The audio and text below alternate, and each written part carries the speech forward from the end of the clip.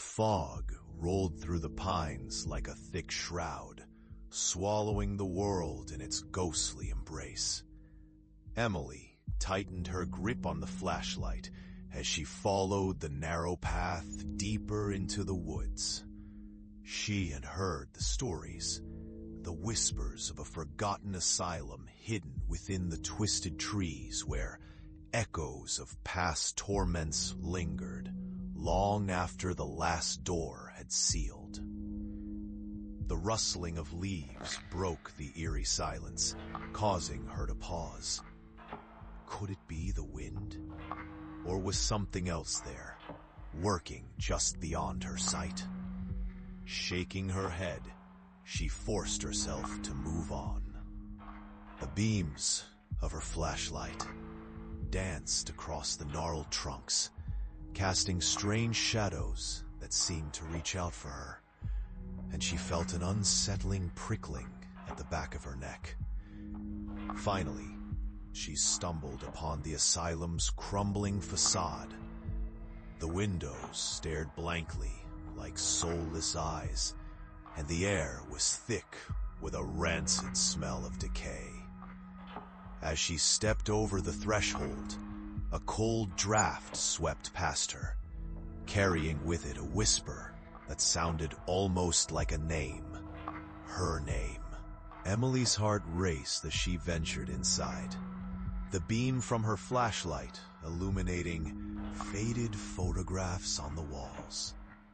Faces frozen in time, faces that seemed too familiar.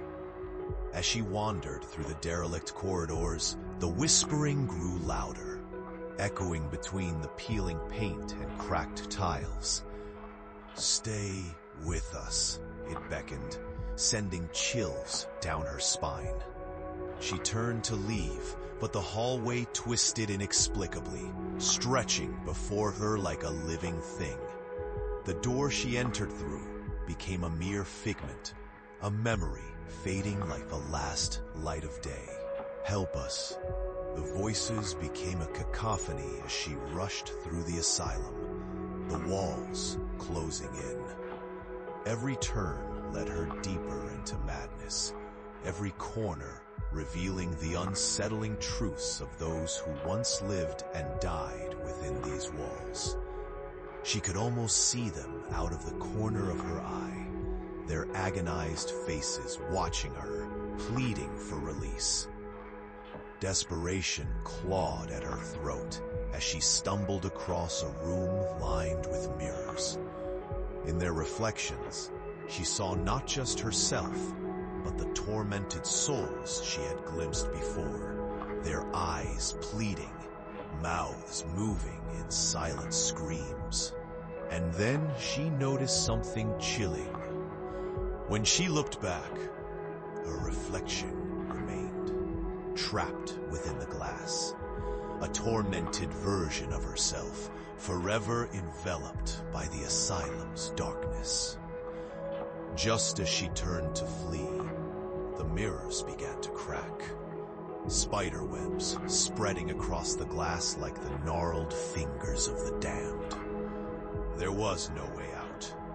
Emily pressed her hands against the cold surface, but it absorbed her warmth, the whispers rising to a furious roar. As she was pulled into the glass, her last thought was a frantic hope that someone would hear her name.